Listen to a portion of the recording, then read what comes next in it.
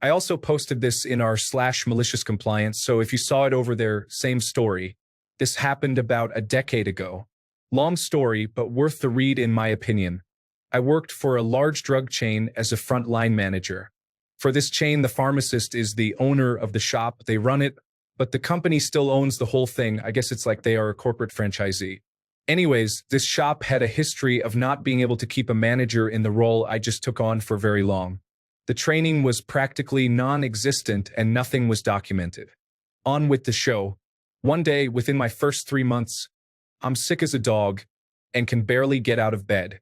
As it's a health and wellness business, and as I couldn't work even if I wanted to, I called in to the back of the house manager. This manager acts as the assistant manager to the owner as they were real-life friends. I said I was sick and couldn't be into work. I was asked who would be covering for me, as I had to open the shop every day, and I said I didn't know.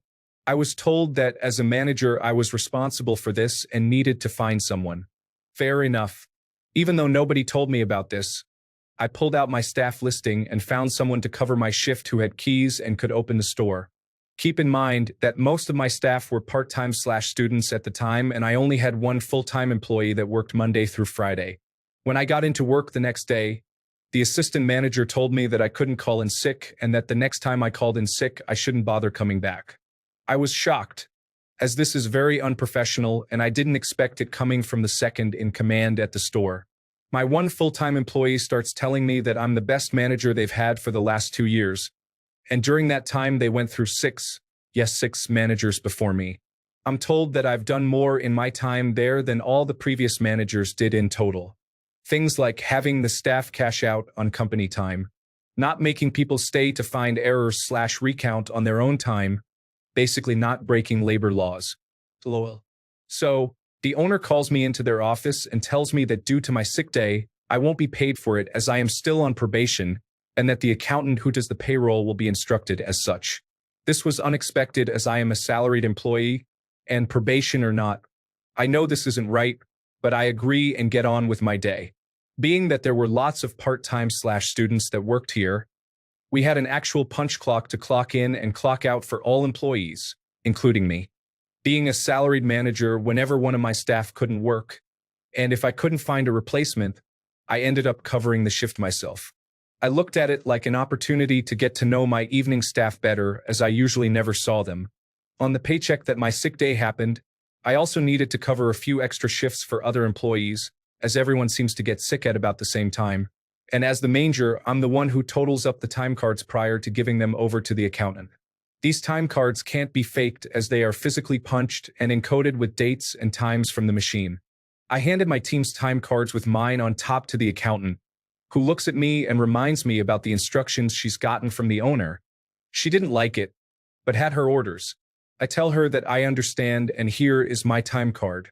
She looks at it, raises her eyebrows at me, and before she can ask a question, I remind her that I am not a salaried employee as I'm still on probation and that normal pay rules should apply, even though this is illegal.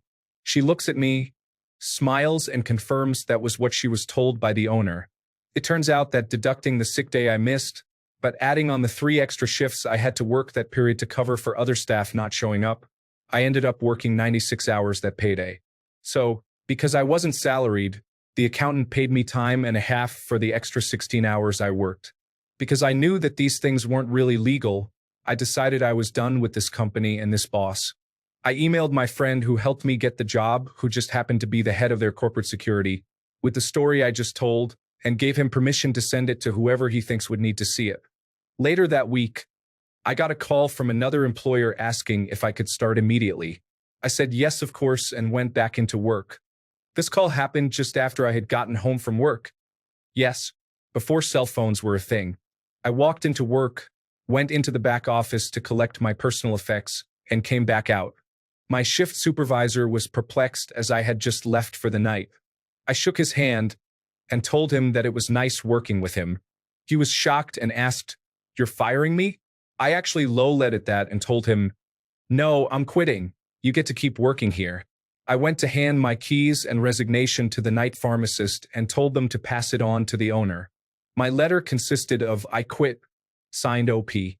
I went back a few weeks later to get some stuff, I still shop there as it's close to my home, and the one full-time employee says, "Hi," with a big smile and tells me the following in hushed tones. "A few days after you left, some suits from head office came in, had a meeting with the owner and left. When the owner left after that day, they haven't seen the owner since. Seems the suits came and took the store away from them based on owner's inability to keep your old position filled." Employee didn't know about the email I sent to the head of security, but when I mentioned it, the employee lit up like a light bulb and said, "So that's why." The icing on the cake for me was that the owner knew about this connection I had with the head of security as they were listed as a reference, and the owner contacted them directly about the referral. Doing illegal stuff to someone with a direct line to the head of security is probably not a good idea. Comment, well done. Sort of reminds me of my days waiting tables at a corporate restaurant that shall remain nameless. Usually at the beginning and end of your shift, you had situ work that was really prepped for your shift and the shift after. Corporate restaurants love to put this shit on their servers because the federal minimum wage at the time was 2.13 hours for tipped employees.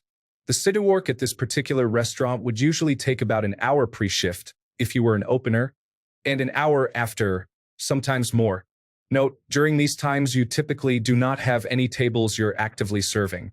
So in effect, the restaurant was getting 2 hours of labor for the grand total of $4.26. Add this up over the course of 2 weeks, and for someone that worked a full schedule, 6+ shifts a week, more if you worked lots of doubles, you're looking at 12 to 20 hours of actual labor that would really only pay you $25 to $45 total pre-tax.